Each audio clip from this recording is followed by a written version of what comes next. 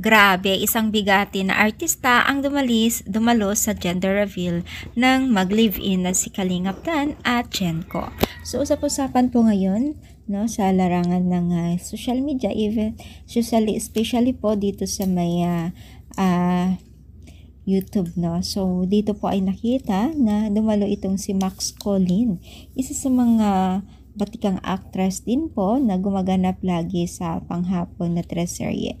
So, maraming nagulat na hindi pala daw basta-basta yung girlfriend ni Kalingap Dan na si Jenko, dahil para daw may kakayahan o kaya din sa buhay at mga kaibigan niya ay talagang hindi basta-basta. So, marami nga pong usap-usapan ngayon at syempre hindi rin nakaligtas mga ito sa mga basher na wala daw di umano silang pakialam.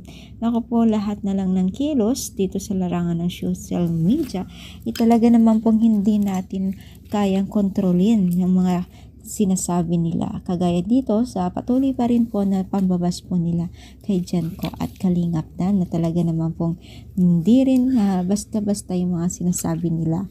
Minsan talagang dumiiwasan na nakakasakit na rin po sila sa damdamin. Lalo-lalo na sa kalusugan o pagdating kay Janico, dahil nga po syempre buntis ay medyo sensitive yan. Pero kumbaga nga po ay talagang kinakaya naman nila yung mga pambabati ko sa kanila.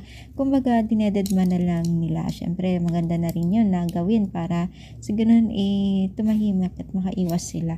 So wala talagang perfectong tao na talagang makita natin na kahit gaano ka pa katahimik sa buhay, talagang dadating yung araw na talagang marami din mambabati ko sa iyo. Lalong-lalo na involved po sa mga love team sa social media, no? So, syempre hanggang ngayon ay hindi pa nakamove on yung mga fans ng Danjoy.